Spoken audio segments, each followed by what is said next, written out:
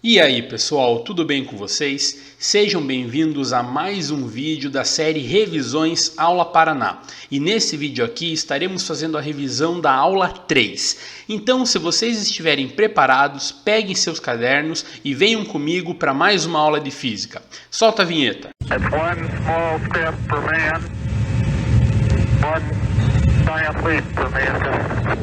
Antes de começar, pessoal, eu gostaria de avisar vocês que nesta aula aqui o professor foi substituído. As aulas 1 e 2 foram ministradas pelo professor Patrick e as aulas a partir da 3 serão ministradas pelo professor Hugo. Talvez vocês percebam que o desenvolver das aulas está um pouco diferente, tudo bem? Então vamos lá. Nessa aula 3 nós vamos trabalhar a ideia de calorimetria. Pessoal, vocês vão ver que nessa aula muitos dos conceitos já foram abordados nas aulas 1 e 2, tudo bem? Então eu vou estar fazendo uma revisão rápida sobre esses assuntos. Caso você precise verificar algo com um certo nível de aprofundamento maior, eu vou deixar linkado aqui em cima os links da aula 1 e 2, tudo bem? Primeiramente, precisamos relembrar a definição de temperatura e a definição de calor. Temperatura é a medida macroscópica para o grau de agitação das moléculas. Todos os corpos são constituídos por átomos e moléculas. Essas moléculas possuem uma vibração natural delas, que varia com relação à sua temperatura. Então, todo o sistema que possui temperatura diferente do zero absoluto vai possuir um grau de agitação natural. E isso é o que nós chamamos de temperatura. Já calor é uma outra coisa. Calor está relacionado com a ideia de energia. Calor nada mais é do que a energia térmica que transita de um corpo para outro. O experimento de Joule comprovou que calor é uma forma de energia. Joule acoplou um eixo a um conjunto de pás dentro de um recipiente com água. Aqui a gente tem uma imagem. Então, dentro desse recipiente tem água. Dentro lá também existem pás que são acionadas por um meio mecânico. Então, conforme esses halteres descem de um lado para outro, esse eixo gira, causando rotação nas pás dentro do recipiente. E o que foi que Joule percebeu com essa experiência? Ele percebeu que quando há movimento das pás dentro do líquido, o atrito das pás com o líquido gera um aquecimento desse líquido. Então, perceba, eu tenho energia mecânica do movimento de rotação das pás sendo transformada em temperatura.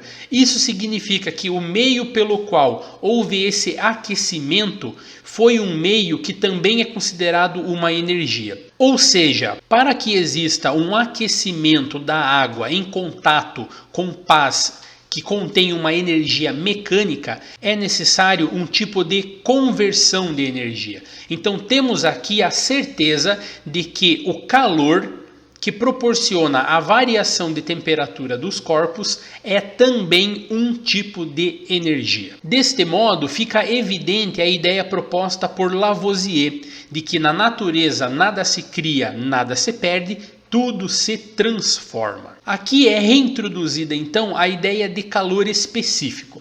Calor específico é uma grandeza própria dos materiais. Cada material, cada substância tem o seu calor específico próprio.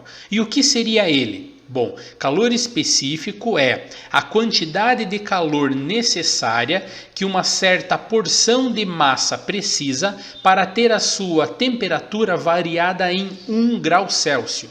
Essa é a definição de calor específico. E aqui nós temos então a equação fundamental da calorimetria, Q igual a mc ΔT. Q sendo a quantidade de calor envolvida no sistema, m a massa do material que está sendo aquecido, C o calor específico desse material e ΔT variação de temperatura. Fazendo então uma manipulação algébrica com essa equação, nós podemos pegar o m e o ΔT que estão multiplicando, passar para o outro lado dividindo e isolar então o calor específico, ficando com C igual a Q dividido por m vezes ΔT. Aqui na sequência nós temos então uma questão que diz: ao comparar uma barra de metal com a água, percebemos que o metal consegue ter aumento de temperatura mais rapidamente que a água. Com base no texto acima, a situação se justifica devido. Bom, isso nós vimos nas aulas anteriores, pessoal. O metal ele esquenta mais rapidamente do que a água por causa do seu calor específico. Quanto menor o calor específico, menos calor necessita para que exista uma variação de temperatura. Então, quanto menor for o calor específico, mais rápido esse corpo vai sofrer variações térmicas. Ou seja, a questão que está correta nesse caso é a letra D. Calor específico do ferro é menor do que o calor específico da água. Equilíbrio térmico. O equilíbrio térmico ocorre quando dois objetos, inicialmente com temperaturas diferentes, passam por transferências de calor entre si e estabelecem a mesma temperatura no final. Como exemplo, nós podemos olhar esta ilustração. Imagine que você tem dois corpos, corpo A, corpo B. Corpo A com uma temperatura TA superior à temperatura TB. Como essa troca de calor é efetuada? Sempre do cara com maior temperatura para o cara com menor temperatura.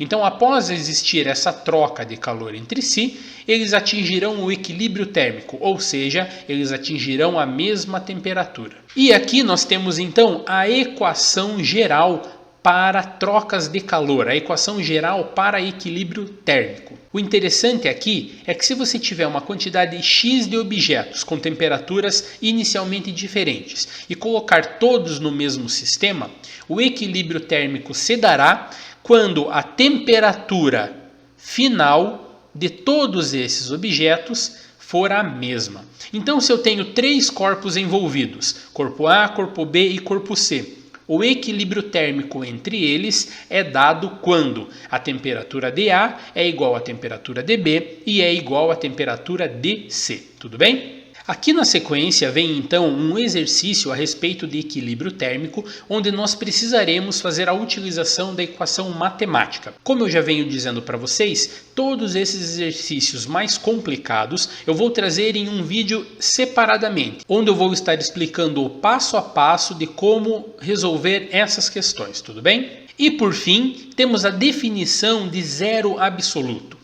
Zero absoluto é a menor temperatura possível que um sistema pode ter. O zero absoluto é definido na escala Kelvin como sendo a temperatura de 0 Kelvin. Fazendo uma conversão para a escala Celsius, essa temperatura é menos 273,15 graus Celsius, muitas vezes apresentada apenas como menos 273 graus Celsius.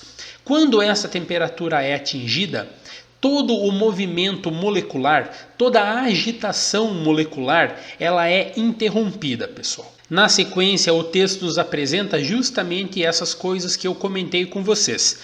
A escala para o zero absoluto é a escala Kelvin, porém, fazendo uma conversão para a escala Celsius, o valor é menos 273,15 graus Celsius. E aí, para finalizar, o professor apresenta aqui um resumo sobre tudo que nós vimos nessa aula. Pessoal, muito obrigado pela atenção de vocês, por hoje é só e até uma próxima.